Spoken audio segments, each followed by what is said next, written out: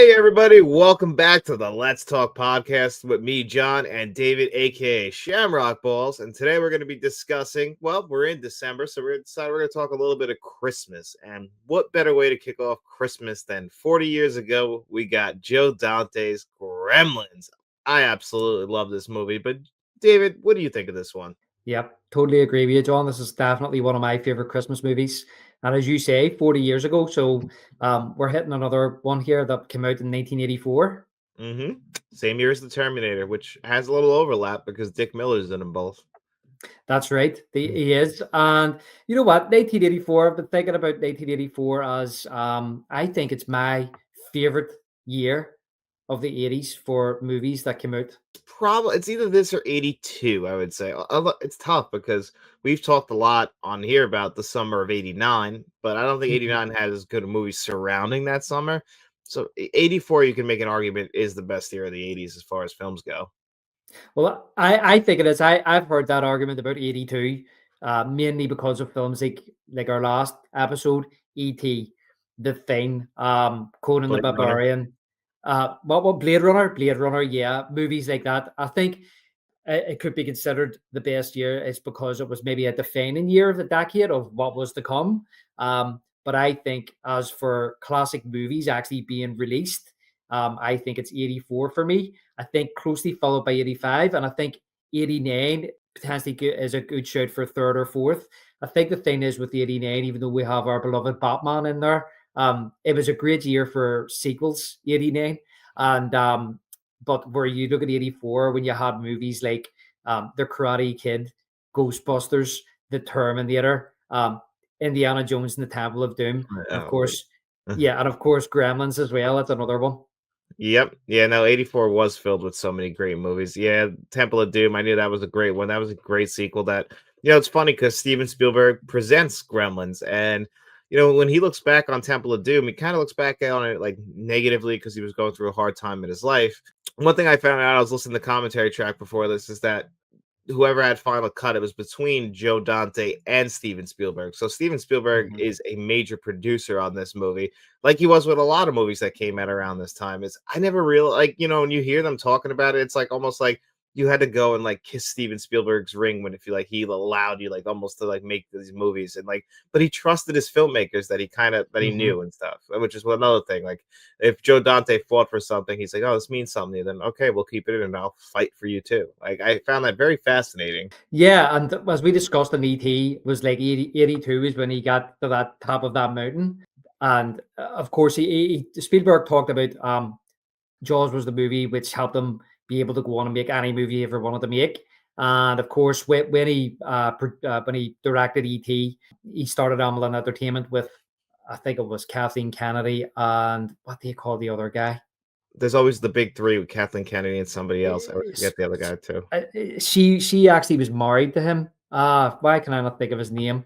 I usually can't think of his name, but there was him as well. And what had happened was that because they were a brand new studio, they were looking for new movies all the time to produce and put out there, and reading through hundreds of scripts. And Spielberg came along this script here, which was written by Chris Columbus, and he says it first caught his eye because what an unusual name. There's not too many people called Christopher Columbus. Uh, The guy who discovered America is out there writing movies.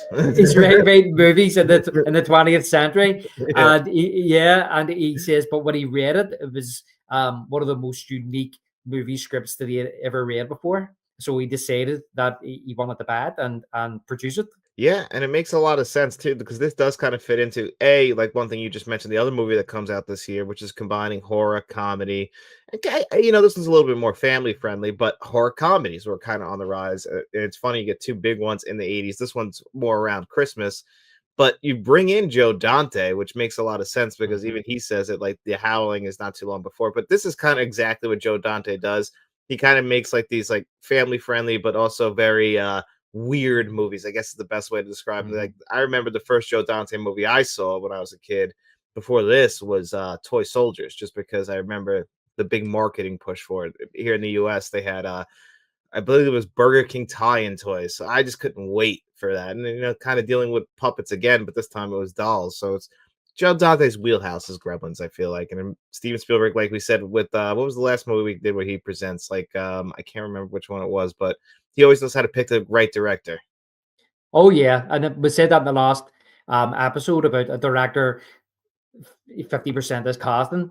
And I almost feel like when Spielberg in the early days of producing his movies, he was pretty much casting for his movies. And he very rarely got it wrong because when you think about it, I was thinking about this myself, John, actually, because we're going to do Gremlins for the pod. I was thinking, like, the following year, for example, he done Back to the Future. And I know that was a Robert Zemeckis property, but he trusted Robert Zemeckis with that, even though Spielberg was executive producing that. He trusted him with that work and let him basically nearly do almost whatever he wanted on that movie with a few suggestions from Spielberg to guide him along. And it was the same with The Goonies. Funny enough, another movie which was written by Chris Columbus on an idea by Spielberg, but he brings in another amazing director in Richard Donner, and that's Donner kind of guide that the direction of that movie with some of Spielberg's input in the background as well. But like you're saying about Joe Dante and this being in his wheelhouse, absolutely. I mean, I think Joe Dante was heavily influenced by the monster movies of the 50s. Those kind of like Hammer horror and things like that of the 50s. And that's what he brought that sensibility, I think he brought to his movies in Piranha, for example, and The Mhm. Howling. And I think that Spielberg seen that in Gremlins and thought that Dante was the perfect guy to bring it to the screen. Yeah, I completely agree. And this movie, like just like Back to the Future, and this is kind of where Spielberg works within the studio system. They shot this movie famously like on the Universal lot because it's you can see it in Back to the Future and then plenty of other movies, but you notice it they're back to back years, but it's also shot on like the Warner Brothers backlots. And I think that's kind of what we were trying to figure out. And I think you said it is like they always kind of slightly feel like they are shot on stages, just very similar Mm-hmm. like how on the Goonies.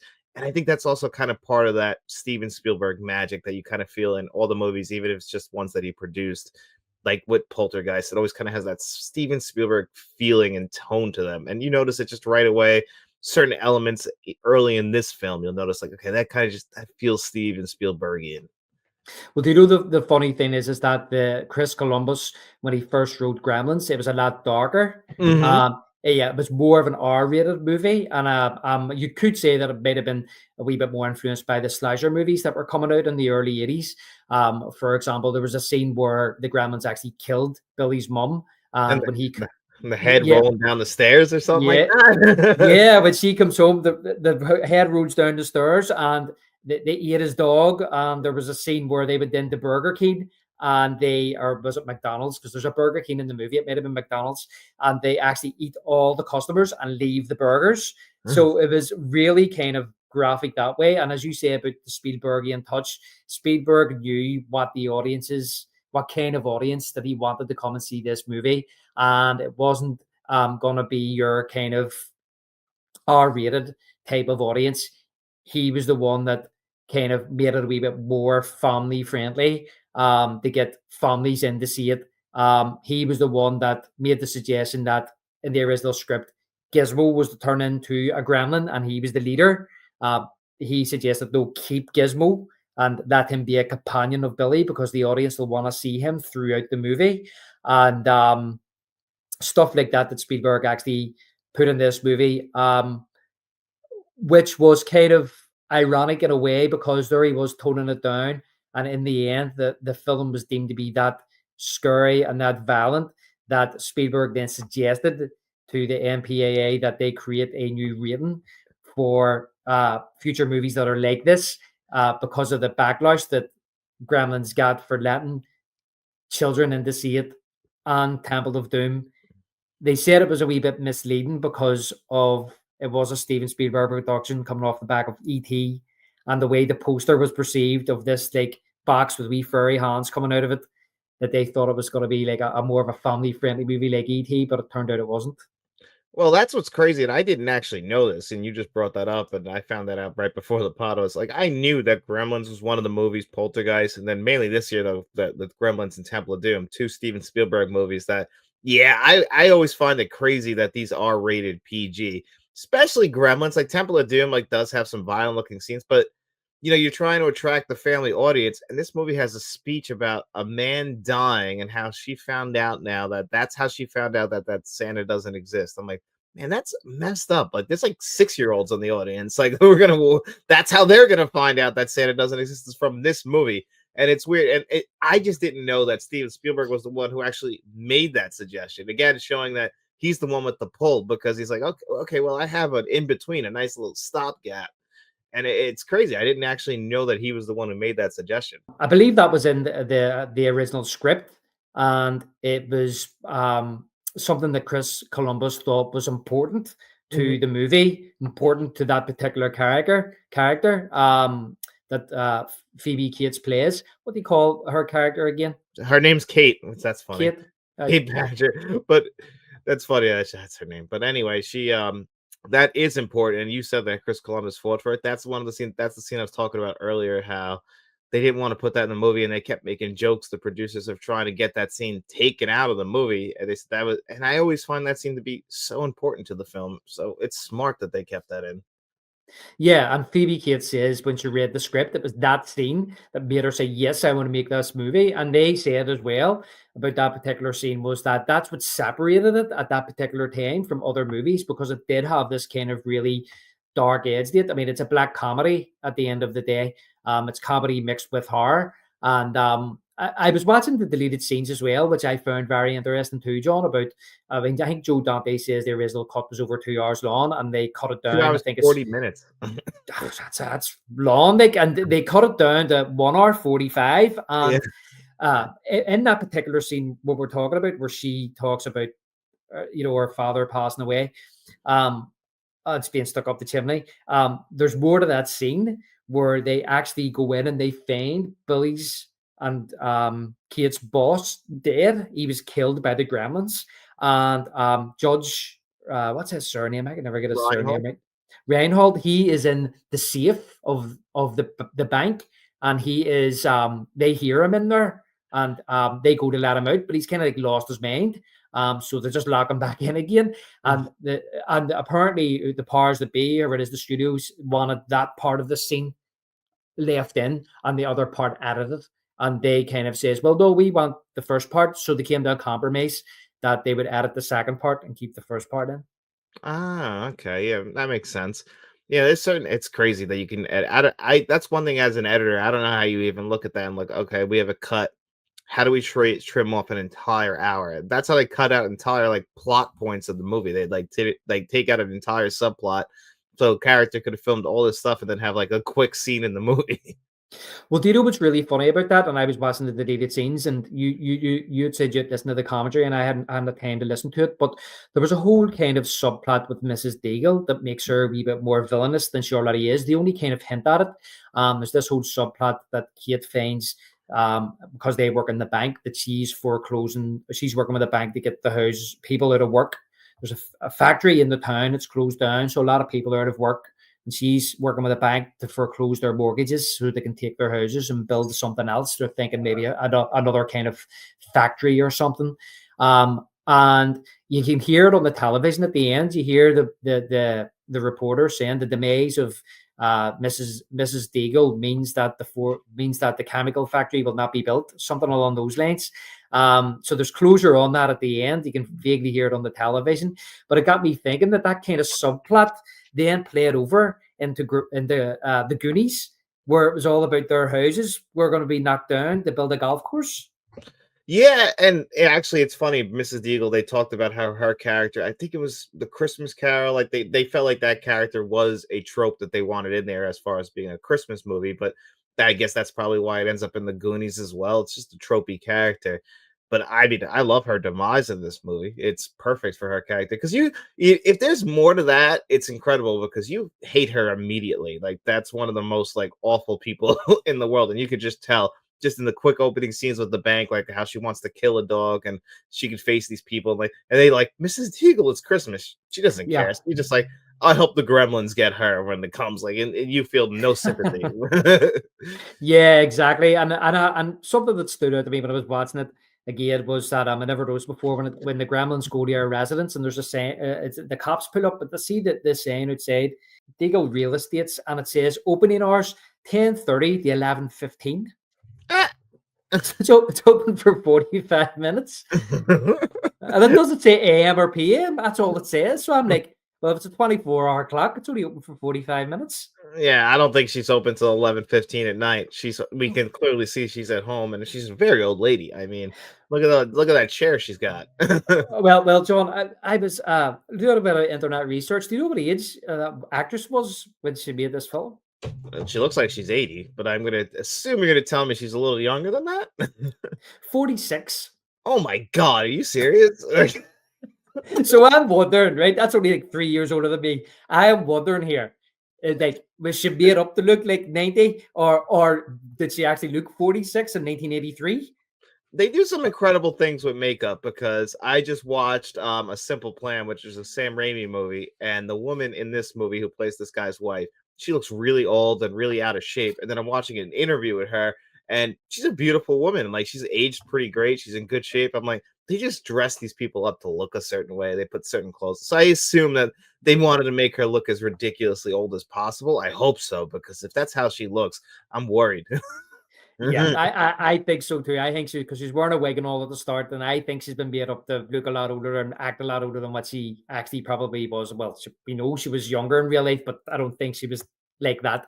But you were just saying about the town and stuff in the movie, and the fact that it was filmed on Universal Studios backlot, which yeah, that's right, in the square, which Back to the Future was later filmed on. And they also filmed parts of Sego 2 there as well. But they also filmed on Burbank backlot as well for the houses. Mhm. And part of the reason being is that they originally wanted to go on location, and it was Joe Dante that suggested that they just do it all on the backlot because the puppets, the Gremlin puppets, would look a lot kind of faker if they went to real locations with real lighting and things like that. And plus, he wanted to keep it in the realm of fantasy, and he thought it was that kind of stylized backlot would suit the film he was making with the puppets. Yeah, that was something that they brought up, in the snow being a more controlled environment, because they said they'd probably still be filming if they didn't have that, which makes sense. And again, that gives it that Spielbergian feel. And it's funny, it was the second week in a row we're talking about something being a puppet, and same thing as ET. They filmed a lot of this on raised sets so that they could have everybody on this underneath doing the puppet work. Which I didn't even really consider that this would be that difficult until I heard the guy who designed the props for it. And I'm like, wow, that really is a very difficult thing to do. And how they had to like hide Gizmo a lot so that because they couldn't get Gizmo to walk. And you never really think about it. And I'm like, yeah, I guess he doesn't walk. Yeah, yeah, that's right. And it's a very, very clever way of doing things as well. Having wires like hidden up clothing and things like that. And through whatever utilities maybe sitting on and things like that. But I mean, it holds up. I mean, in today's technology, you look at it and you say, well, there are puppets. But I think for the time, it was very good. And I believe they spent 3 months filming the movie at the start of spring and into the summer on the backlots, and they used, for example, like white snow for or sorry, white sand for the snow, and at nights they would bring in like crushed ice and they would spray that over the ground to create like a snow substance. And after the 3 months was finished, they then spent another 2.5 months just doing all the like gremlin work, just filming all the puppets and doing all the puppetry work and things like that, which is, I'm sure it was very tedious. Yeah, that's actually one thing. Like, when we do this stuff, when we talk about performances, we don't ever really appreciate how an actor has to act around something like this. Like they don't have like the full, like they have to hit certain marks and try and act against a complete puppet that, might not even be fully working. Like, oh, pretend that you're being attacked by him, and like we'll get it in like in a little bit with a different kind of shot. We'll get some close-ups. Like that is very difficult work for an actor to do that I don't think it's appreciated enough. Yeah, exactly. I would say so as well, and very kind of I mean, I believe like the filmmaking process is very slow as it is anyway. But I think working with maybe children and animals and animatronic props probably slows that again to down tenfold. Well, funny enough, is this movie had a dog in it, and Joe Dante and the producers and everyone said that the dog was amazing because he actually was believed that these puppets were real. So like he thought Gizmo was a real animal. So like he would interact with it. That's how they were able to get these shots of him with the Mhm. puppet seeming like it was very real because the dog actually believed it because this is the only time it would see it.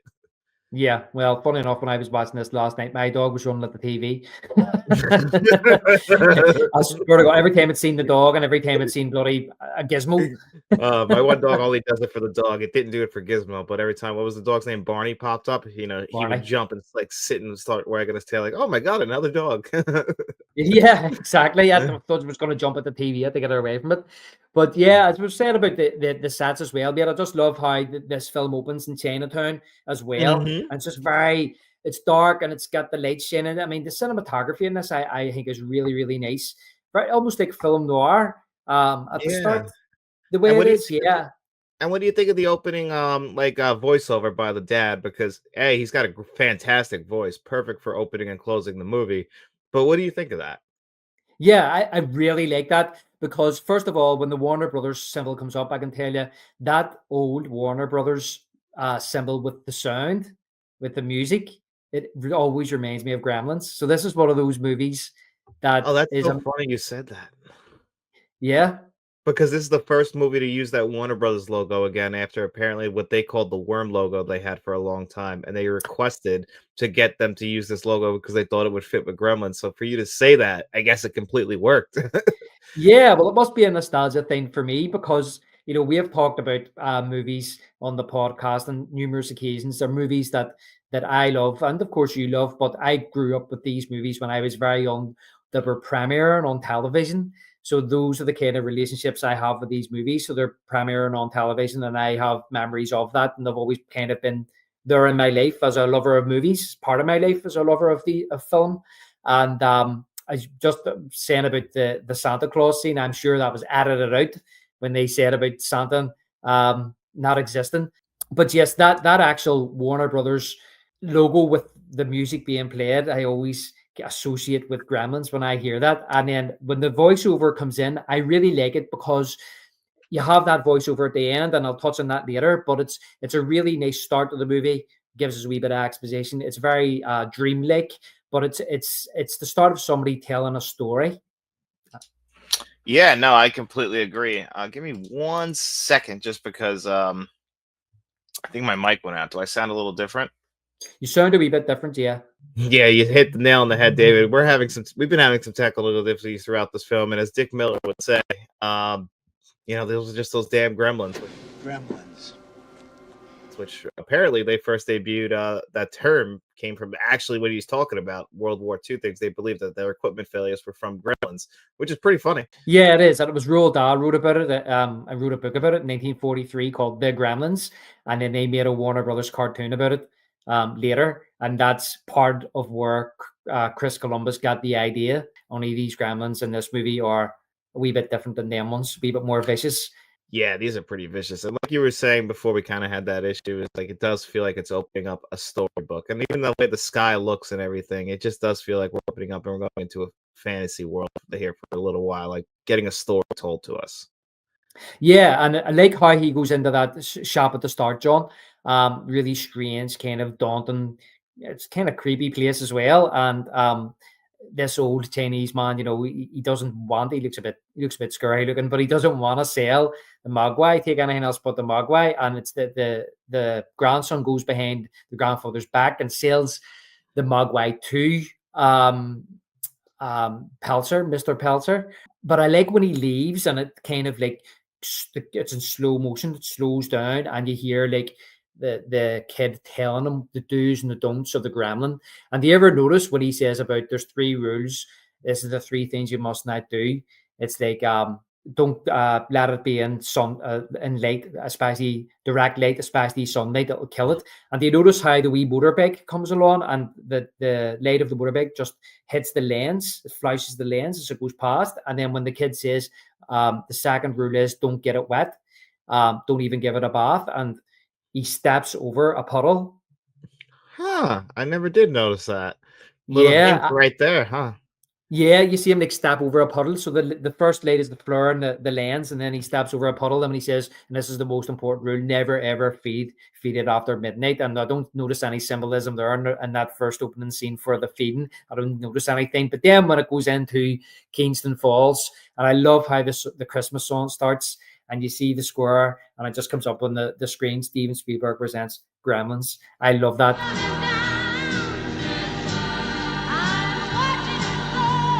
Oh, it's a perfect way to get into the film right after that. Because it's weird. We cut away from this and we're like, and now we're back into like what the movie is before the dad even comes home. So now we're getting introduced to our characters, some of the people in the town, like Mrs. Deeds, and then we see Dick Miller talking to him about his car and all its issues. It starts to feel like a real town. We get to meet the real people in this town.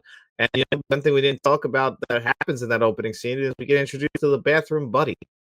Oh yes, yes. What's he called? Peltzer's. He's called it Peltzer's Inventions or something like that. Uh-huh. The 80s Yeah. were just filled with guys like this. Between this and Honey, I Shrunk the Kids, I mean, people were just inventors back then and just trying to make it work. That's the only thing in this movie that kind of dates it is the time period it's set in. So playing devil's advocate here is like, because of all these like cheap inventions that are through into this movie, which were probably at the time people watching this thinking, oh, wouldn't it be amazing if you had that? I mean, he's like a field inventor, but he's creating these things that people at the time might have went, nah, that's a good idea if it worked, He right? invented the wireless phone. Yeah, exactly. But the thing is that all these years later, you look back on it and you go to yourself, actually, yeah, they're good ideas, and we have all that stuff now and more. So it kind of dates it in that time period. But on the playing the devil's advocate side of it, what I do like about it is that, I feel as if this movie is set in 1983 or 1984, and like the Terminator set in 1984, and that's fine because we talked about it in Poltergeist as well, about just kind of the house and how cozy it is and how 80s it is. And that's one thing as well. When I think about Gremlins, I associate with Gremlins is the kind of the aesthetics of it. The big woolly Christmas jumpers, the overcoats, the cozy carpets, the fire being lit. You know what I mean? The wee square TV in the corner, the 80s toys, just all those type of things is what I associate with Gremlins. It's not just, the story or the Gremlins. It's the whole kind of everything around it. Yeah, I completely agree. The entire aesthetic of the movie feels like the early 1980s, like everything they're wearing, everything about it, the world they live in, and it works perfectly. It doesn't have to be like ageless. Like you could see when the period is. Even the puppets are going to date it for the time, but I think that completely works for the movie. That's why I never was really bothered by the puppets ever looking like a little off. I mean, you've always talked about it, how we'll prefer something like this over like bad CGI any day. They remade this movie today. We're getting CGI Gremlins. Yeah, but yeah, exactly. And but the tone as well is cartoonish because it is Warner Brothers and it comes from the Gremlins, and I think that they originally decided to design the Gremlins kind of cartoonish and then work back from there to make them a wee bit more, Gizmo's very cute. Some of it's based on Spielberg's dog that he had. I think he had like was it like a King Charles Cocker Spaniel or something like that. The colors, and then of course, then they had to create like the Gremlin version of that and give it a wee bit more of a harder edge, a wee bit more scarier. So it all ties in. And as you said about at the start with the characters, John, it's one thing I really like about this film as well. Even though the original cut was 2 hours 40 minutes, the final cut is very, very well paced, and I really like how they slowly introduce each character in this town and their characteristics. Yeah, that's how we get introduced to Corey Feldman. We kind of feel, like you kind of do care about these characters in the short, the short time you spend with them. When they go to the police station, that short time you're with the two cops, you're like, okay, I could see their whole like spiel that these two guys do. They're back and forth. Does feel like a sheriff and his deputy. And then when they're out there driving around, you care about what happens to them. So the way they edit this movie is perfect. It just comes together perfectly. You're right. It's paced very well. It feels like it kind of does take its time a little bit, but everything hits its marks at the perfect point. Like as we don't have Gremlins till I'm not too sure what point in the movie because first they just ugly looking mogwais. Yeah, exactly. And like you were saying there about it takes a wee bit of time. I like that it takes its time to set up the town. It takes its time to tell us about the characters, their relationships, who the good guys are, who the bad guys are, and then and then gradually this problem is kind of unveiled to us. But once that problem arises, like the pace never stops. The pace picks up then, and it just kind of swiftly goes by. I mean, I feel as if this film goes by very quickly. I had to check and see how long it actually was. I thought it was maybe, I knew it was maybe 2 hours, but I thought it was like an hour and a half. You know what one that was like, is this movie an hour and a half? But it feels like 2 hours, but it's actually an hour and 46 minutes. So it's kind of in between what I was thinking when I put it on again the other night. But it really does fly by, and you do care about the people in the movie. You care about Billy. You care about Kate. You even care about Mr. Futterman, even Yeah. though he's a strange type of character. But I would say he's a lot of people's favorite character in the film. Yeah, he's a strange guy, but he's a nice guy. He means well. He cares clearly about Billy, and he's a guy who fought in World War II. I'm sure he's got some demons, and he seems to be working through them the best he can. And until Gremlins 2, I thought he was dead. So I always thought it was Yeah, funny that the same he gets killed by a T-800, he gets killed by Gremlins in the same year. And good for he, Dick he, Miller because he dies a lot. yeah, exactly. And since we're talking about Dick Miller again there, I know you brought him up briefly earlier on, but I was just going to save this for later in the podcast. Is that I actually love every single scene that he is in this movie. He is so good, and I have several favorite scenes in the film, and one of them is the scene where him and his wife supposedly die by his Kentucky harvester being, being driven through the front of his house, and how he's like pointing and saying that there's gremlins, there's actual gremlins in my truck, and yeah, he's so funny and he's so good. Now, do you think because World War II, they go to Japan, is it possible that he actually really did see gremlins? Because, they never really explain what a mogwai is. It's just kind of this guy had a mogwai in his shop, and somehow it ended up in this guy's hands in America. But he was in World War II. Did he actually see gremlins there? Were they weaponized? Yeah, exactly. Well, listen, there's a prequel there somewhere. Maybe you could do a prequel about uh, Miss Murray Futterman and his World War II efforts. There's a deleted scene where he's watching the television and he talks about that he get laid off at the noodle factory. the noodle. And he says, I guess my career in noodles is over. So he's one of the victims of losing his job, and that is why maybe the way he is, and that's why you see him drunk, and you see Kate take pity on him. And I love that when he's like when he's in the bar, Dory's bar, and he's like, how about another beer? I'll help you clean up. And she's like, no, you've had enough. You have to go home. And he comes out and he looks at the truck and he's like, gremlins. They put them in your truck. But when he walks out the door, he sees Billy and he's like, hey, oh, Billy. No, he's like, that's what it's so great about his character is that he feels like a regular guy you would see in town. And that's kind of what Dick Miller always kind of felt like. He kind of always feels like that guy. Yeah. Can I ask you, but and I don't mean to bring politics or anything into this. Just want to ask you a quick question.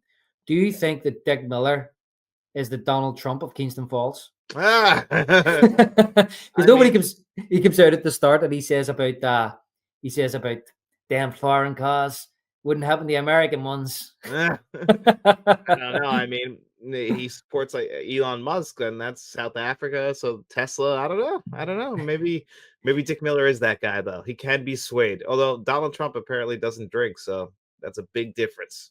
Yeah, well, that's true. That's true, babe. Yeah, I was just laughing at it later on when but he's trying to get the television working, and it goes over to like a Spanish channel. Before he goes outside, he looks at the television and goes, "Foreigners." He fought against this his whole life. Yeah. Uh-huh.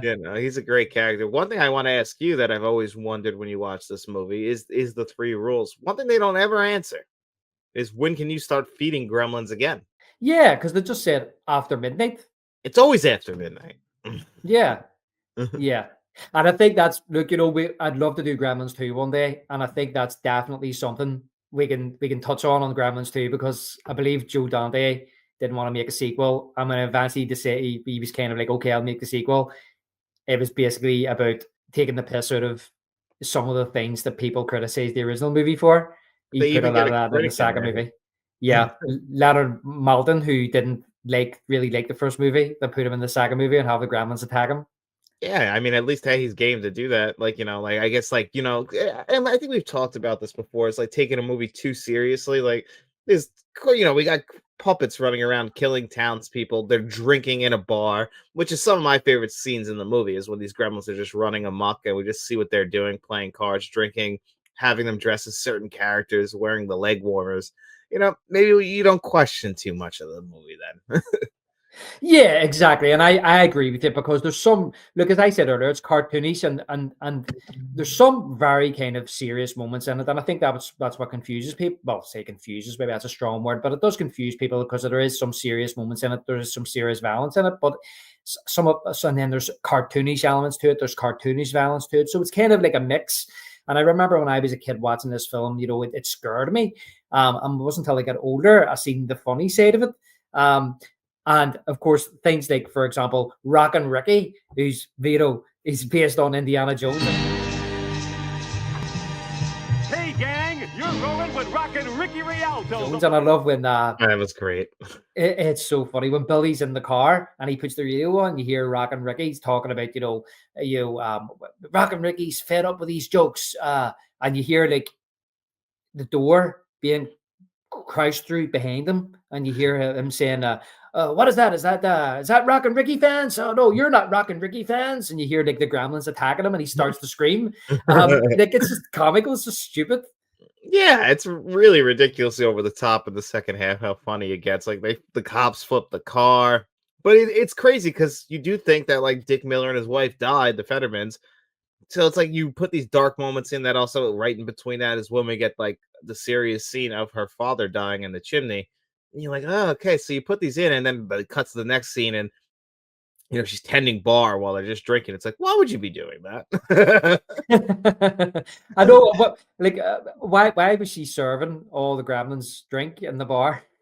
The bigger question for me is like, how nice of a person is she? Like, she's bartending for free. I when Judge Reinhold calls her out, but I'm thinking like, she works at the bank and then she does this job for free. I'm like, what does she get? I feel horrible for her. Yeah, exactly. And Judge Reinhold is such a creep in this film, and Oh my god, what a terrible person. he really is. I love how she puts him down, but where he says, "Oh, you haven't seen my new apartment," and she's like, "Well, I haven't seen your old one. What do you do? What are you free for a date? No, I'm working." Yeah, she doesn't want to go out with him. And someone who feels himself like that believes he's better than everyone in the town. Why would you like him? He's got his whole path of life laid out for him. You don't want to Yeah. see him take that path. Screw him. And he kind of disappears from the movie then because of the subplots and stuff like that I mentioned earlier about being in the bank. There's a subplot with Billy's boss who actually owns the bank as well. But he's always kind of like, you know, um, he's a stiffler for being on time, and because Billy's always late, you need to be on time and everything has to be perfect and things like that. And obviously that kind of like uh justifies, is not the word? Uh the chaos of the Gremlins, and when he's found dead, he's found with a load of clocks and stuff on top of Yeah, him. exactly. Which they just knew exactly what kind of character he was from the very beginning, which is great. And it's the same year for Judge Reinhold, he did Beverly Hills Cop. Very different characters. Yeah, another great movie from 1984. Yep, forgot to bring that one up earlier. Yeah, another one we've done on this show.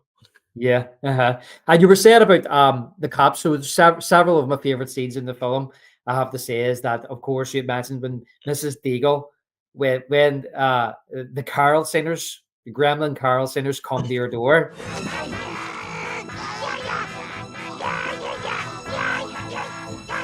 and she hears them singing, she's like, "Carol singers, I hate carol singers." And you're saying they're nothing but glue sniffers. And when she goes to throw the water over them, and she closes the door, and she's kind of like, "Oh, they've come for me. It's too early for me. It's too early for me." But see when she gets in that bucket seat, and it malfunctions and swings her out the window. That is, to me, that's the funniest part of the film Oh, for me. 100%. I agree. That is hysterical. Because then the cops are like, I think that was Mrs. Deeds. And then they see her. And like, if you look, she's still in the chair. Like her feet are still in the air. Her feet are sticking up with her slippers on out of the Yeah. snow. But that was the next part I was going to say. My next favorite scene is them two cops. I love the sheriff in the film. I think he's absolutely hilarious. And it's when they're in the car, when they leave the police station, after they get the call about Futterman. There's been an accident, and Billy says it's the creatures. They're making it look like an accident, and he says to Billy, "Luke, son, go home, open your Christmas presents, and bring me Gizmo with you. Be a good boy." Stabs him in the cheeks and all, and you hear the deputy saying, "I'll drive," and the sheriff says to him, "I know I'm driving," and he says to him, he says. Sheriff says to him, "No, I'm driving. You're drunk," even though they're both been drinking. And he said, you hear him saying, "You always get to drive," and he says, "That's because I'm the sheriff, asshole." but when the sea misses Deagle's legs out of the snow, and they were like, that was Mrs. Deagle," and then they look around and you see the deputy saying, "Jesus, Frank, that's Dave Myers. He plays Santa every year." And it's the sheriff says, "Yeah, but what the hell is he doing now? What's all that stuff all over him?" And I love how he comes out with all the gremlins hanging off him, and he's wrestling with them. And they go right up to the window, and he just rolls the window up. Yeah, he's like, "Get away from me!" Almost like in RoboCop, where he's like covered in acid. "Get away from me, man!" Yeah, you just see the gremlin like, laughing at the window, Yeah. and he's just like, "Let's just get out of here." I mean, the gremlins are ruthless. They'll shoot each other if it makes them laugh. That's the thing. They just want it's a joke for them.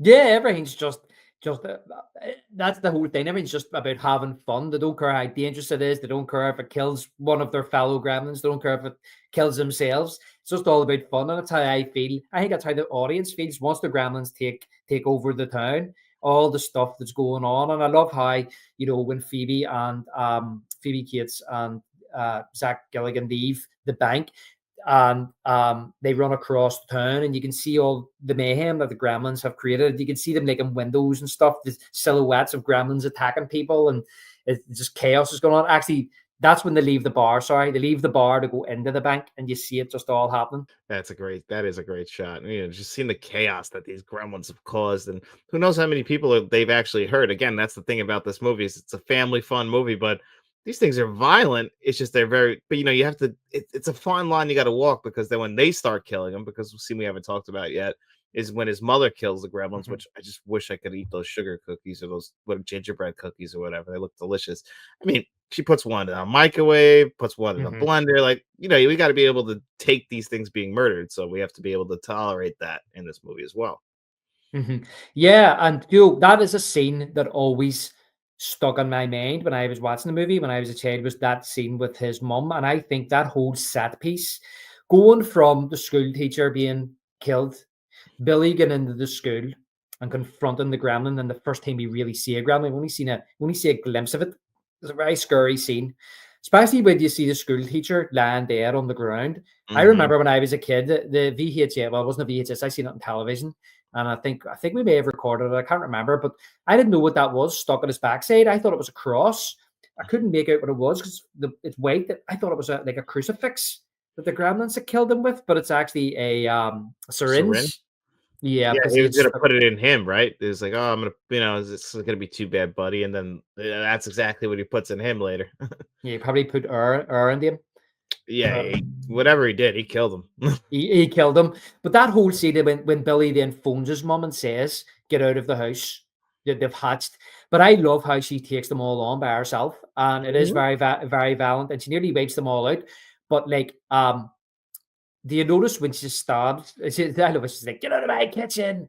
But when she stabs one of the gremlins, do you notice it's still not dead? It's in the background. It's like wriggling its legs, trying to pull the knife out.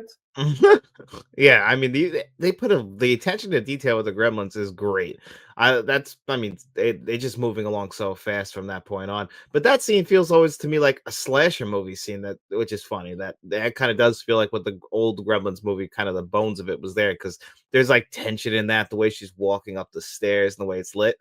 Does feel like kind of a 1980s slasher film in there, and then the way they fight, all the gore and everything, it feels a little bit different than some of the other scenes. Yeah, and you could imagine maybe, rather than put the scene in where the gremlin comes out of the tree, that Billy comes back to try and help his mum, and her head then rolls down the stairs. Yeah, it's a little bit better of an alternative. Plus, Gremlins eating cookies, always cool. I love the foreshadowing though of the sword on the wall. When they open the door, the sword falls off. But that time, I'm there certain when Billy comes in, the sword doesn't fall that time, and he looks over. You Oh know, yeah. he's expecting it to fall. He thinks it usually falls, and he just lifts it. And I love how he cuts the head off, and it goes into the fire. Yep, that was a cool shot too, actually, how it does that. Yeah, beautifully done. And one thing we have to touch on too, because this is like the third or fourth movie we've had with the great Jerry Goldsmith. Yeah, that's right. And listen, this score is tremendous. It's such a great score. I mean, it's so much part of this movie. I love all the kind of different themes that he creates for the film, like the Mogwai theme and then the Gremlins theme that you don't really hear kick in until they take Mr. Futterman's Kentucky Harvester. And and of course I like as well, John, the way he kind of weaves in Silent Night into the score too. Yes, very Christmassy. And it feels like the way I would describe like the Gremlins theme is it just kind of sounds like it's chaos, like what the Gremlins are. Is when you see it, like it always is going on the perfect movie when they're causing like the most mayhem. And I think Mhm. that's what the it kind of matches. Whereas like Gizmo's theme, it's a little bit softer, friendlier, like how he is. Yeah, exactly. Maybe a bit more sentimental, and yeah, it is. It can be touching whenever you have moments with this puppet. Yeah, and the puppet itself, like Gizmo himself, which Howie Mandel does the voice of. It's such a cute puppet. They did perfect job on him. Yeah, definitely. And they put him in those cute situations, like when he's in the race car helmet or with the 3D glasses. Like it's cute. Yeah, and that was one of the things as well that always stuck with me when I watched this movie when I was a kid was the whole set piece at the end. Not so much in the cinema, in the theater, the movie theater, which is it's a good scene as well. I love how like when they came running out as well, and after disabling the gas and they're going to blow the theater up because they're all hiding in there because the sun's going to come up very soon and the gremlins catch them because the projector breaks and they see their silhouettes behind the screen and they chase them down that corridor and great horror movie fashion. They close the door and you see the fingers just trying to get out, they can't. That's a great shot. Great scene as well. Yeah, and I mean, hey, we had to figure out a way to kill them all essentially because the way they had it, where we were getting so many of them, really cool that you could see them all on screen. And that was one thing they brought up in the commentary too, is that they had like secretaries. Everybody had to take control of a gremlin so that they could do scenes like that. Brilliant. That's Mm, and class. the filmmaking, I always get so fascinated with the filmmaking process and how they make these things work. It's just such a different thing nowadays. And back then, it just felt like a real team effort, I guess. Yeah, and I think that part of the issue too as well. I know 10 million. I think it was the budget was $10 million, and $10 million back then was a hell of a lot of money. But to take a movie that cost $10 million and it grossed over 200 million, I think it was worldwide. I don't know if that was just domestically in the US. I just feel as if there was a lot.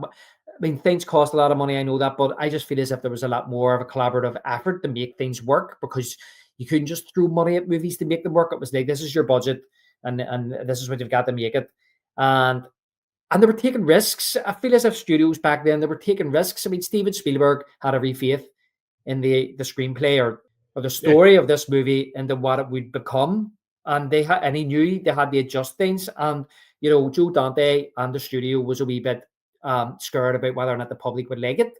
And Spielberg actually was the one that said that no, the public's going to love this movie, and they did. And so I feel as if there's a wee bit more of a collaborative effort to make things work and make things happen. Yeah, it feels like nowadays, like, yeah, $10 million was a lot for a movie back then. And even having Steven Spielberg's name attached to it, which I think is probably the thing that gets credited most with selling this movie, is like it feels like that Steven Spielberg type of film. I guess that's probably why it made so much money. But things weren't a guarantee back then. They didn't have just unlimited amounts of money where you had all these studios were owned by corporations like they are now. Like the movie Red One that just came out looks horrible. And from all accounts, it is horrible. That movie cost $250 million to make. You could just throw money like that at a movie that doesn't even look good. Whereas a movie like this, so many people work on it and it still works and still holds up to this very day, 40 years later. It's just a different world. Yeah, and what did they do? The cast isn't massive. It's not a big cast. It's set in a small town. They used the backlot, what was already there. Okay, they had to put the snow all on it and maybe decorate it and stuff. They used sound stages. The bar Um, set was there. They just used that bar set. yeah, exactly. And then even the cinema, I don't know what was behind that kind of what is it called, the facade. I don't know what was behind that, but you see it in Back to the Future. The DeLorean crashes in it in Back to the Future, and they blow it up in this movie. Mhm. Um, So they just used what was at their disposal, just throw a wee bit of money at it rather than build a whole new thing or having to go to a city and rent out a block for a few days and it's going to cost them a fortune. Um, so yeah, I mean, as I say, they've done a great job of it, and that's the thing as well. They created that whole department store at the end of the movie, Hmm. for the finale of the film. And that's one of my favorite scenes as well, is the end of the movie when all the gremlins are defeated and there's only Stripe is left. When I was a kid, Stripe was my favorite. I just thought that white stripe down his head was so cool. And it was actually Zach Gilligan, when he went on to the set, actually said to Joe Dante, "This is brilliant. I knew you were going to build a department store, but I didn't think you were actually going to stock it with like proper stuff." And he said to him, "You've got a working fountain, and you've got the chainsaw from Texas Chainsaw Massacre." And Joe Dante says, "Yeah." So we referenced the Texas Chainsaw Massacre, and he says to him, "Do you know what would be cool? It would be cool if uh, uh, me and Stripe had a fight, chainsaw versus baseball bat." Yeah. Oh wow, he Yeah. actually played a part in that. Yeah, and Joe Dante says, "You know what? That would be quite cool." And I have to say, that is another one of those laugh out loud moments. Is when is when he's fighting Stripe, and he shoots him with the wee arrow gun, and Yeah. yeah, and he's laying there, kind of, he's half injured, and the next thing is all he hears is the chainsaw starting up,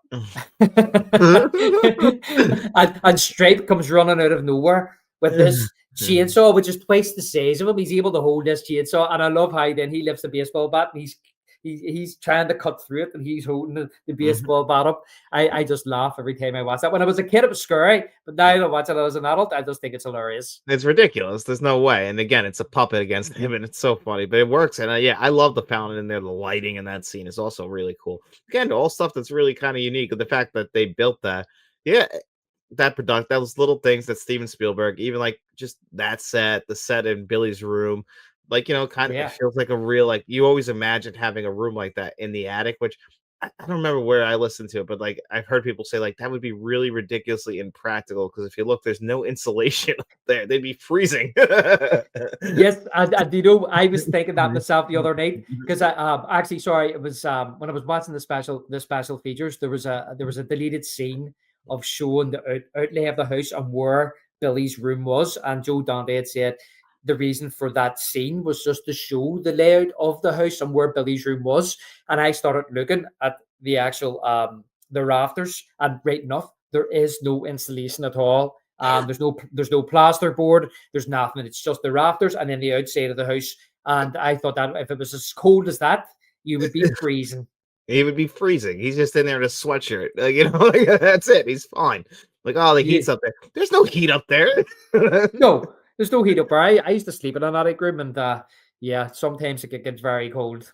Yeah, so I always thought that was funny, but it looks cool. It looks like the coolest room. He's got the TV up there now. I mean, TVs have gone so cool, come so much further. But I thought, oh man, the way he's got it on the ceiling like that—that's really cool. That's a really cool room. But again, a lot like, well, you haven't really seen it yet, but Home Alone, like I always thought the same thing. Like, they just kind of put these up there to make us all jealous because no room would ever work like that.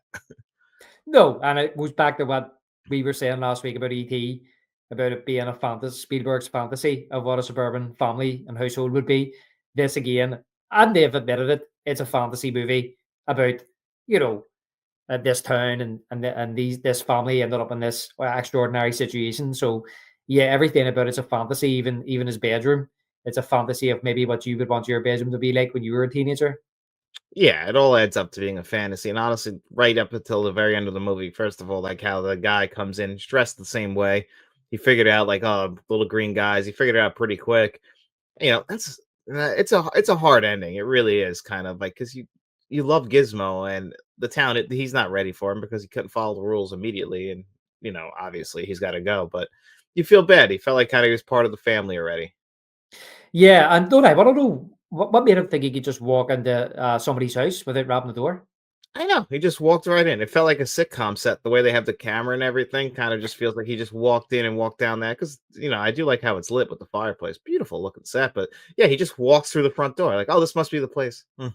Yeah, he just walks in, he's starting there. Uh-huh. And yeah, and to be honest, it is. We were saying earlier about it being like sentimental music. That is the most, to me, most sentimental part of the film is when they have to take Gizmo away. But he tells um, uh, Billy's dad off about, it comes with great responsibility, which is the line out of Superman comic. Great power comes great responsibility, and then he says he wants to speak to you, which I'm wondering why. How does he know who he is? Because he's like, and he's like, he wants to speak to you. How does he know?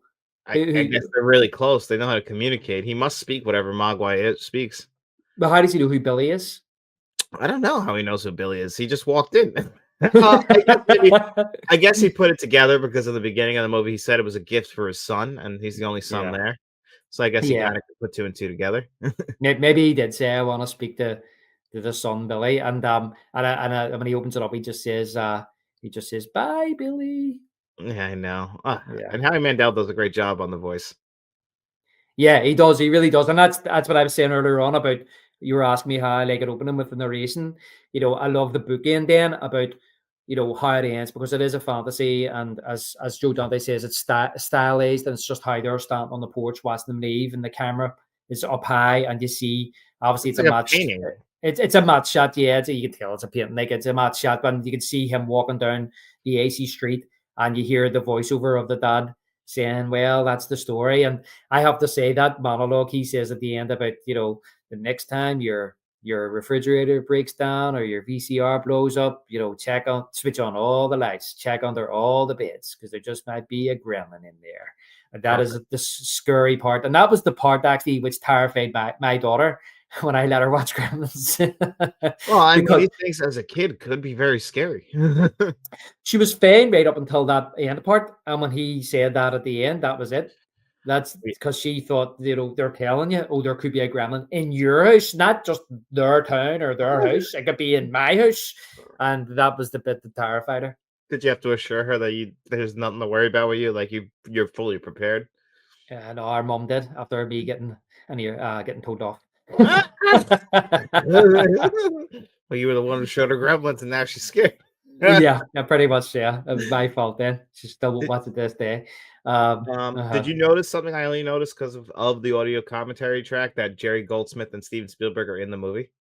Yes, that I knew that Spielberg. I had noticed Spielberg in that scene where Billy's dad is at the convention, and you see him. He had a broken foot at the time, and he wheels past in a wheelchair. But it was only after I watched the special features that I found out that was Jerry Goldsmith was behind him in the phone booth making a phone call. Yep. Yeah, I thought that was pretty funny. And apparently the other guy is somebody too. I didn't recognize the name, but they recognized him. That was just to put them all in this one little scene. Which again, why would there be a convention on Christmas Eve night?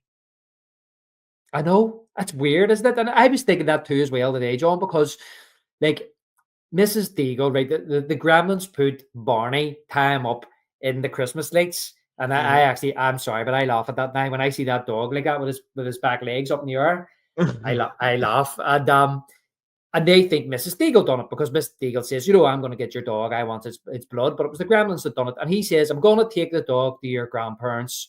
I'll leave him there while I'm at the convention, and then I'll pick the dog up on my way back. Now, did he get caught up in a blizzard? Because he didn't come back Christmas morning, which is weird. Would you not want to be with your family on Christmas Eve? It looked like it was snowing because he goes to that gas station where he sells the smokeless ashtray, which is funny. It comes back how he kind of sells that. He's like, "Oh, it's smokeless ashtray." Like the guy was trying to resell it because he knew it was shit. It's a guy at gas station tried to sell me. But here, another thing I was going to say to you too about that scene that Spielberg's in with Jerry Goldsmith. Did you notice the time machine behind them from all the way in the back? Yep. I did notice that. That was funny. But then when it cuts to the phone call to I think it was his wife, and then it cuts back again, and the time machine is gone, and there's just like smoke raising from the ground, and there's people over it going. I did. Where did it go? Did you not notice? Did you notice it? Did you? No, I didn't. I'm gonna go back and look now. I never looked back the second time. Yeah, but look over on the right hand side, it's gone. And also Joe Dante pointed out too that there's a guy in the other phone booth who comes walking across in a shirt and tie and dark glasses, and he says that that's supposed to be him. The film crew put that extra in that shot, right? Because to make fun of him, and he says, I never noticed. I never noticed because of course he did. And the funny thing about Joe Dante is, and I guess a lot of these guys are really nice guys. Joe Dante's always been kind of one of my favorite interviews. He just seems like a very like friendly guy who kind of got lucky, and he kind of just like, a little bit like Sam Raimi-ish. Like he kind of like likes Yeah. what he likes. Yeah, I really, really like Joe Dante. I really like his style and his movies. Again, like you said there about Sam Raimi and even the likes of what do you call that other guy, John Landis, people like that, heavily influenced by the Universal monster movies of the 1950s, the horror movies of the 60s. They come along in the 70s, start doing their own thing, but fresh takes or unique takes on influences that they had when they were children, and they're really enjoyable movies that they've made that created their own monsters. And yeah, I really like Joe Dante. And story about Joe Dante, actually, when he made Piranha, that was kind of off the back of the Jaws craze, where you had a whole load of these like Jaws ripoffs that came along, like Orca and Grizzly and movies like that. Great White. And Piranha was scheduled to be released in 1978, around the same time as Jaws 2. And Universal were actually going to put an injunction against, I don't know what studio brought out Piranha to stop it from being released, and we're going to sue them over Piranha, saying that it was just a pure ripoff of Jaws. I think they were afraid that it was going to take box office away from Jaws 2, because Jaws 2 was this anticipated big sequel in the summer of 78. And Spielberg actually he didn't know Joe Dante at the time. He actually stepped in and said to Universal, don't do that. Because he had seen the movie and he says, I like that film. Don't do it. Oh, that's funny. He actually admired the movie. He thought it was, I think Spielberg said it was the best of the Jaws ripoffs. Huh. That's funny, and it's even funnier because you know who directed Piranha 2? Oh, James Cameron. Yeah, well, he got fired midway through, but he still is credited for being the director of Piranha 2. So it's funny that that's all kind of connected. And Steven Spielberg is like the anti James Cameron. It seems like just the friendliest, nice guy, whereas James Cameron just always seems mad. Yeah, they've actually done interviews together, interviewing each other, and they're Really? yeah. Oh yeah, there's one on YouTube I watched a year ago, John, where they're interviewing each other, and it's like very complimentary of Huh, each other, like very really? just. That's Oh yeah, interesting. you should look it up. I can't remember what it's called. I'll look it up for you. Sure, maybe send you a link. But it's very good, and they're just so as I said, complimentary of each other, of each other's what they've brought to filmmaking, their ideas, the technology.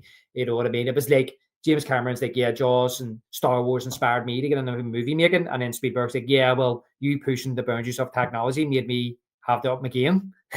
Oh, that's Yeah. fascinating. You see, they do say like opposing personalities do blend well together. They just feel like they'd be like, they would butt heads because I feel like they come to filmmaking from different points of view. Yeah. I actually got the feeling that because Cameron came along after Spielberg, that he just totally respects Spielberg. You know, Ah, what you're saying about Cameron, we talked about it in one of our podcasts about he doesn't care, he just like freaking, he just says what he thinks and he doesn't care who he offends. But I get the feeling that Cameron is the type of guy that he would just listen to Spielberg. If yeah, you know what I maybe mean. like somebody he would like completely respects, like that somebody who's completely earned his respect, and like I'm not gonna. There's certain things I won't talk about certain people about. Yeah, and there was a movie that Spielberg actually rented cameras off James Cameron for one of his later movies. I'm not sure which movie it was that talked about it, but that was the thing as well. I think I mentioned it as well in one of our earlier podcasts. It was Close Encounters of the Third Kind that opened James Cameron's eyes to the director's extended cut, Mm, and okay, so that's that because yeah, James Cameron is the king of that. yeah, and that's what made him then start to do things like Aliens, the extended cut. You know what I mean? T2, the director's cut, things like that. It was Spielberg's Close Encounters that made him open his Oh, eyes to okay. that type of power as a director, that you could make a movie that the studio like, but do these extra scenes and maybe come back another time and put them in and re-release it. Huh, fascinating. I do remember you bringing that up, and I forgot all about that. So they are a little bit more connected in that way. And yeah, I mean, James Cameron kind of took off in 1984. Like that's it. Like Terminator opened all those doors because Piranha too, like you said, he got fired. But at this point, Steven Spielberg in '84, he is the king. Oh yeah, 100%. And he's kind of Spielberg at that particular stage as well, John. That's what he said about Gremlins as well. He says that he helped with the casting And once he bought the script, he gave it to Joe Dante, and he could just sit back and relax and just enjoy the filmmaking aspect of it, and enjoy the movie when it came out. So I think that he was in that mode that he was a wee bit more relaxed about his career, and he was trying to get his production company off the ground, and he was just overseeing projects. Because think about it too, like, I mean, Temple of Doom I'm a big fan of, and I got a wee bit of backlash because it wasn't Raiders, it was different, it was darker, but after 84, I mean, Spielberg went down the route of doing a few more dramas, you could argue personal movies maybe, and until Last Crusade. Yeah, that was kind of he does kind of and he's talked about it, like how he kind of changed his tune and said he was like in a darker place, and the movies kind of do kind of reflect him being in that darker place. And then he does tackle dramas, which I kind of feel like was him. But he had Amblin Entertainment putting out the movies like The Goonies and Back to the Future, kind of having the usual Spielberg mold that he can go over here and do, like Always and all the dramas he probably wanted to make, and maybe be taken The Color Purple being taken seriously as a filmmaker before he comes back and does The Last Crusade, which people will say, and obviously I think that's my favorite Indiana Jones. It's a return to form. Yeah, well, I believe he was contracted to do a third Indiana Jones. Yeah, makes sense. Yeah, no, that was the deal. The deal was he had to do 3 of them, and yeah, he had to do 3. But it's saying that if he wasn't contracted, maybe he wouldn't have done a third. Maybe he would have. I mean, he done Hook in 1990, didn't he? Yeah. So yeah, God knows, and then he done Jurassic Park, and then Schindler's List. So it's one of those things. I feel like I contradicted myself there until he done Last Crusade, but then I remembered he was contracted to do it. I forgot that he was I didn't know that he was contracted to do it. I thought he was just kind of coming back to like kind of something and like, kind of bookend the until the Kingdom of the Crystal Skull, kind of put a perfect bow on the trilogy of the Indiana Jones. That one always does kind of feel like more Raiders of the Lost Ark, but we'll talk about Temple of Doom at some point. I'm sure of that. And that's just it does come out in a window of time, but for you, that movie works perfectly. Temple of Doom, yeah, it works perfectly for me. Sorry, that's what I was going to say. You were saying there about them being contracted. Yeah, I just remembered there that because it was George Lucas, it was kind of like Star Wars. He had said, "Look, I want you to direct it, but there's 3, and I've got 3 stories to do." And it turned out Spielberg agreed to that. Yes, no problem. I'll direct all 3. But the thing was that it turned out that he didn't have 3 stories. Oh, that sounds nothing like George Lucas. Yeah. So when it came time to do the sequel, it was kind of like, well, what are we going to do? And he's like, well, I thought you had a story. And he went, no, I don't. And so it was the same with The Last Crusade did. So that's why The Last Crusade feels a lot more like Raiders, because of the backlash of Temple of Doom. And that's the thing too as well. I suppose like Spielberg, I think, was trying to put it off. I don't want to do a third. And then it was like, well, I'm contracted, I have to do it eventually. So that's why probably there's that big gap from 81 to 84 to 89, the 5-year gap. He was probably trying to keep busy doing other things, But listen, he also went on to produce, I think, Gremlins 2 as well, which to me isn't as good as the first one. No, it's not, but I really like Gremlins 2, and I feel like people have finally come around to realize what Gremlins 2 was. I can understand. Like, that's the thing about a lot of meta movies back then, is because without the internet, you might not realize what's coming. You might be expecting a certain type of movie. Like, Gremlins 2 is very meta. Last Action Hero came out, I think, 3 years later. Very similar thing where it failed, and now we look at it in 2024. It's like, these movies are genius. They're just making fun of, like, in the Last Action Hero sense, all of Arnold Schwarzenegger's movies before that. Gremlins 2 is basically picking apart the first Gremlins, but people didn't want to see that in 1990. They wanted to see the same thing that Gremlins was. It's got the same directors, same characters, same actors, everything, and it just wasn't. That's just not what they're expecting. But when you watch it now, I love it. Yeah. No, I love Gremlins 2 as well. Always loved Gremlins 2. I remember Gremlins 2 being one of those movies that it was on like Sky Movies in the early 90s, and I had it on VHS, so it was one that I would watch over and over again. But it definitely is a lot more child-friendly than the original. Now, I don't know too much about the background of Gremlins 2. I don't know if that was a mandate of the studio. I think, I'm not 100% sure. I know Steven Spielberg, his name is on it, but I don't think he had really anything to do with it as much as he had the first movie. But you're right. It's very meta, and it is Joe Dante kind of poking fun at the original and the criticisms of the original. And I think that's probably the only reason he ended up wanting to do it. Sometimes an artist has to have a reason to go back to something. It has to be, and I think that's probably what made him want to do it. Well, I mean, you could look at another example of this recently, like with Joker Folia Do. Like, I haven't seen it yet, but from people who have seen it, have said like it's like the anti-Joker Joker movie. Like, it's like trying to undo everything they did in the first one. And if I remember right, Todd Phillips didn't want to come back, and like they backed the truck up to him and gave him all the money, and he probably is like, "I'm doing it, but I get complete control and I make the movie I want to make."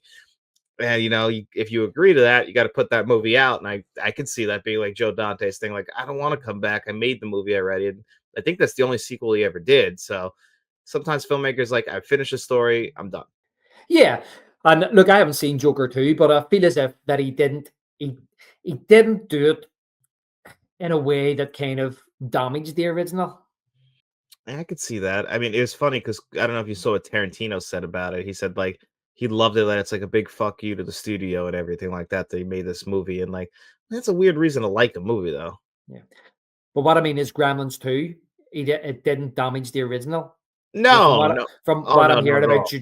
Joker 2 totally damages the original. Do you remember we were talking before, mate? And I would say to you about, I don't mind. We were talking about legacy sequels. Mhm. And I don't know if it just said sequels in general, but I think it was legacy sequels. And I was saying, look, I don't mind legacy sequels as long as they don't mess with the originals. And Mhm. that's my problem with a lot of legacy sequels because there are legacy sequels, they want to take things that happen in the originals and say, oh, well, do you know what? This isn't what it seemed. This is what it really was. And I Yeah, don't like that. And I don't think Gremlins 2 ever does that. Right. Futterman didn't die. Fair enough. But it's not like Jurassic Park in the book where Jeff Goldblum's character dies in the book and then he comes back for the sequel. Right. The sequel book. He's the star of the sequel book, but he dies in the book. Right. that makes no So sense. At least he doesn't die in the movie and come back for the sequel movie. exactly. And that was just the tie-in with the movie. But whereas this, like, all they say in the movie is there's been an accident at the Futtermans. So it's not out of the realm of possibility We never that see a body. Mhm. exactly you never see him land in the morgue. So there's not a realm of possibility that he would come back for the sequel. And to be honest with you, and look, we could hopefully do Gremlins 2 someday, mate. But just with I love to see Dick Miller coming back for Gremlins 2. And I love that he's got a mini arc. Yeah, he's happy to see Billy, like, they kept in touch, like, he was always that friendly guy, and I like that because we kinda see him a little bit angry before we think he dies, and it's like to see, like, oh, he really is that nice guy. Yeah, I love when he brings the apple cake. And he says, "Your mom has baked you an apple cake." And he hands him it, and he goes, "Some woman sat on the bus." Ah! but he's got this mini arc because he's scared of the Gremlins. It's like because he hears the Mogwai in their apartment, and he's like, "What's that?" And his wife's like, "It's okay, Murray." And she turns to Kate and Billy and it's like, "Ever since the Yeah, like, what happened, like, let's, calm down a little bit, he's still having a little trouble. Yeah, but then he kills one in New York, and I love that. We'll have to do Gremlins 2 sometime, but I love that kill scene. Maybe my favorite kill scene in the second one, where he throws the gremlin into the cement and it flies up onto the cathedral and then just stiffens. But he's like, Yeah. but when he sees it, he's like, there it is, and it attacks him for some reason, and he kills it. And when he gets to the building, he's like, you got to let me in there. I know how to deal with these things. And they're like, no, get back. And he sneaks his way in and he helps Billy defeat all the gremlins. So I love that he has a bigger role in the second movie. And he's got this mini arc that he overcomes his fear and helps Billy defeat the gremlins in the second one. It's brilliant. So that's what I'm saying. It doesn't ruin the second movie, doesn't ruin the first movie. It is a continuation. It's a wee bit later. It's a wee bit more child friendly, in my opinion. It's a wee bit goofier, especially with the way some of the gremlins look different, and they take the potions and then they turn into different things and stuff like that. Wee bit goofier, Yeah. but it doesn't ruin the first. No, not at all. It's definitely a good it's a good sequel. It does what at the time it was forgettable, but now people have come around. It's a good sequel. And hopefully that's the end of it. I don't think we need a third movie. Well, it's one of those sequels, John, and we've touched on it before. It's one of those sequels for me, one of those 1980s, even though it came out in I think 1990, but one of those 80s sequels that is up there for me with your Ghostbusters 2. You know what I mean? With your Jaws 2. Um, you know, just those type of sequels that come out in the round end that maybe just aren't as good as the original, but they're worthy sequels. Yeah, exactly. They're not up there like with the greatest sequels of all time, like Terminator 2 or Godfather 2, where you're like, oh, arguing like it's as good as the first. They're like, no, it's not as good as the first, but it's still good. Yeah, it's not bad. No, exactly. It's a good movie you can throw on every couple of years. If you're watching Gremlins every Christmas, maybe every like third or fourth year, throw Gremlins 2 on. Yeah, just for something different if you want to get more Gremlins. Yeah, it's like how I am with Lethal Weapon 1 and 2. I watch Lethal Weapon 1 and 2 every year, but every couple of years I'll put Lethal Weapon 3 and 4 on. Yeah, I haven't watched them since I first seen them a load of years ago. Must go back and watch them once again. The sequels? Oh man, I already watched Mhm. Lethal Weapon this year. So Lethal Weapon 2 is on the horizon. Yeah, well, it's called say Christmas season. I might have to give Lethal Weapon a watch at some stage. It's never bad. It's never a bad movie. No, and I'm never too old for that shit. No, that's our last Christmas year. Last Christmas we did Lethal Weapon, and this year we did Gremlins. And I think we covered everything with Gremlins. What are we doing next time on the show, David? Well, next time we're gonna go down to the dark sewers of Gotham Ooh. City And we're for gonna be Bat. Yep, for Batman Returns. can't wait to do Batman Returns. I'm so excited for this. I'm really in the mood to watch it too. Yeah, exactly. And it's got very cold here at the moment, and there's snow coming in apparently, so it's the right time of year for it. It is. It's perfect. Can't wait to do that. Follow to Batman 89 for us. So definitely looking forward to that. Anything else you want to say, David, before we get out of here? No, you know what? This is another 1980s Spielberg classic. I'm sure there's plenty more that I could think of to say about Gremlins, but it's a classic. It really is a classic of the 80s. It's right up there with your ETs and your Back to the Futures and your Goonies and Stand By Me and Karate Kid. You have to mention Gremlins in the same breath as all them films. So you want to talk about movies from the 80s?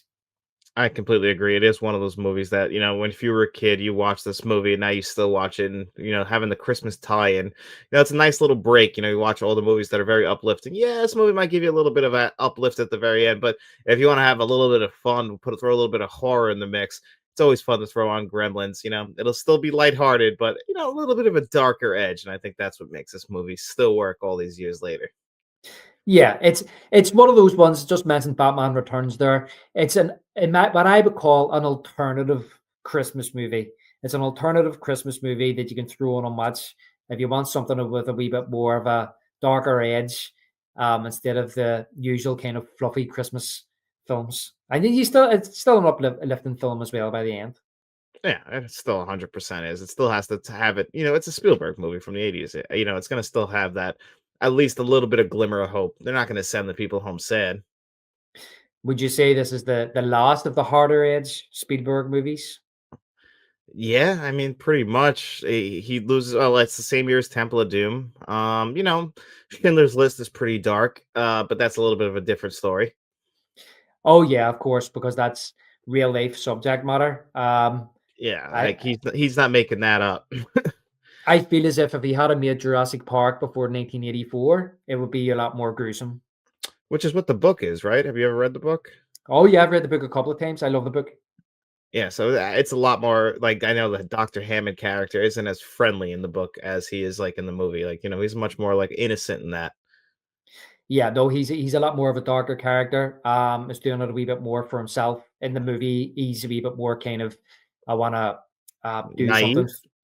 Well, I think in the movie, yeah, he's I wouldn't say naive. He's driven by this dream, and Mhm. he's not fully thinking of the consequences. He is selfish in a certain type of way that you know that's the show's focus without seeing what can go wrong, which Jeff Goldblum kind of warns him about. But you see that brilliant scene where he has with Ellie, Mhm. um, when they're eating, and he talks about having the is it the flea market? And he talks about the kids saying, "Can't you see it? Can't you see it?" And he says it was all an illusion. And he says, "I wanted something real. I wanted something that people could touch." And so you do it there. His heart is in the right place. It's just misguided. And that's when Mhm. she says to him, "But this is still an illusion. None of it's real." You know. I didn't when she says about his kids being missing and people are dying and stuff. that's when it hits home for him. But whereas in the book, he's a wee bit more darker. So yes, it's been a while since I've read it, but it's always a wee bit more of a darker character. It's just about the animals, and he doesn't care about the people. Hmm. Interesting. Mm. That's kind of what I've heard, and yeah, I mean, we'll get to Jurassic Park, I'm sure, one day too, Yes. because we love Spielberg here on the channel, hence this one. But Yeah. Yeah. it's Exactly. really, this is really our wheelhouse. Yeah, it is. Look, listen, we've done a fair few of Spielberg this year, and I've enjoyed doing them. I always look forward to doing them, and I don't think we'll ever run out. There'll always be something to run back to, but there's still so much to do, and I think that we've done a good few this year on Spielberg, and we've got another couple coming up. Yep, but the next time we're traveling back with Tim Burton, another favorite director of ours.